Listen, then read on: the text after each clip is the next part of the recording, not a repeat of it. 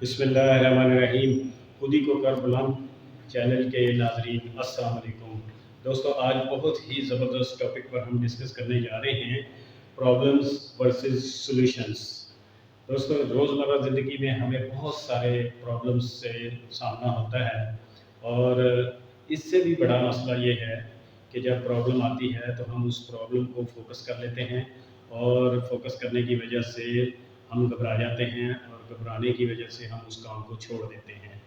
तो इस हवाले से 3 चीज़ें जो हैं, आप अपना अक़ीदा पक्का कर लें और अपना ईमान पक्का कर लें कि जब तक हमारी ज़िंदगी है उतनी देर तक हमारे साथ मसाइल रहने हैं, प्रॉब्लम्स रहनी। और दूसरी बात ये ज़हन में रखें कि जब अल्लाह ताला कोई भी मसला भेजता है, कोई प्रॉब्लम भेजता है, तो साथ उसका हल भी भेजता है।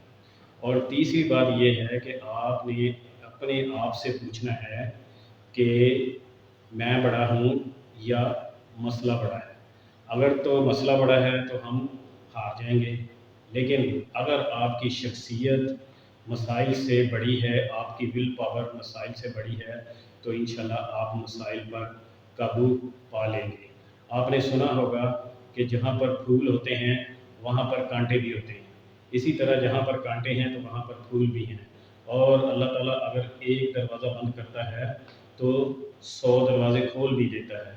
तो बजाय इसके कि हम जो दरवाज़ा बंद हुआ है उसी को पीटते रहें और उसी के सामने परेशान रहें, हमें चाहिए कि अब हम देखें कि कौन-कौन से दरवाज़े खुल गए हैं, यानी कि उस मसले के कौन-कौन से हल निकल आए हैं।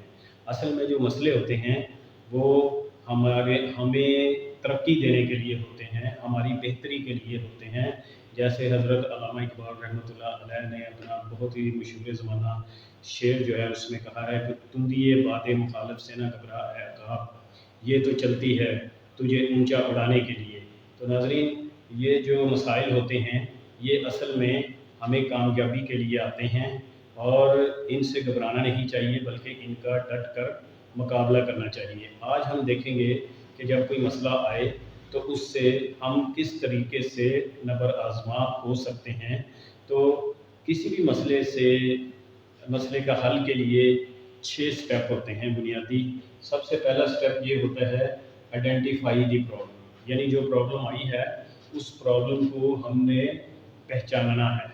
तो जब आप पहचान जाएंगे, उसके बाद दूसरा स्टेप ये है कि हमने प्रॉब्लम स्ट्रक्चर देखना है, यानी कि मसला की नोयत को समझना है कि ये मसला, इसका स्ट्रक्चर क्या है, इसकी नोयत क्या है।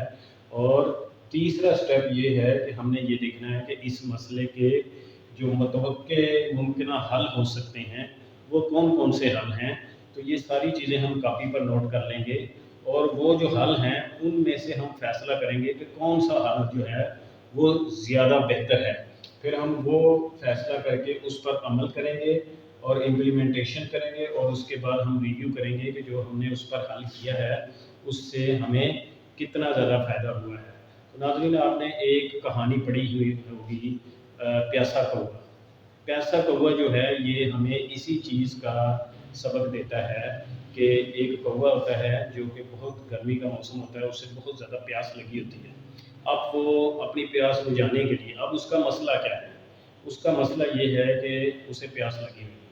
अब वो प्यास को बुझाने के लिए मुख्तलिफ अपने पूरे इलाके में मुख्तलिफ जगह पर जाता है, और उसे पानी नहीं मिलता तो उसको फिर एक घड़ा नज़र आता है।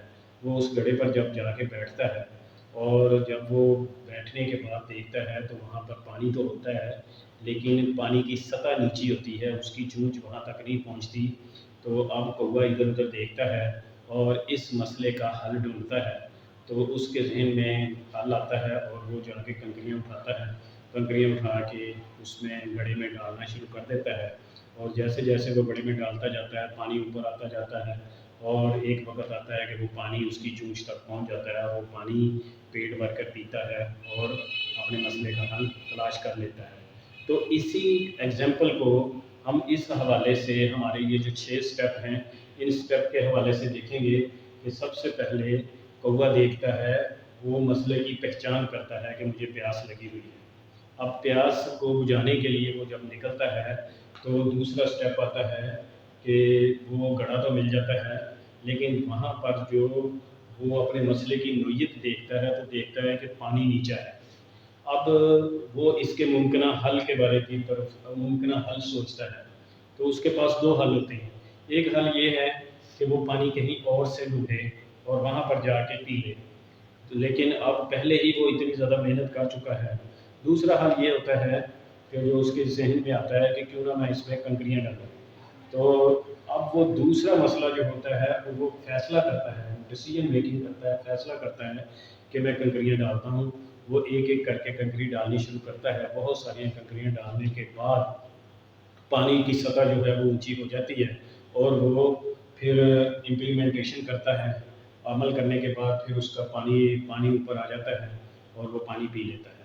تو اس حوالے سے بالکل اسی طریقے سے آپ کی زندگی میں بھی بہت سارے مسائل آئیں گے، تو آپ نے اسی ایگزامپل کو سامنے رکھنا ہے، اور اس ایگزامپل کو سامنے رکھ کے آپ اپنے مسئلے کا حل ڈھونڈ سکتے ہیں۔ Thank you very much.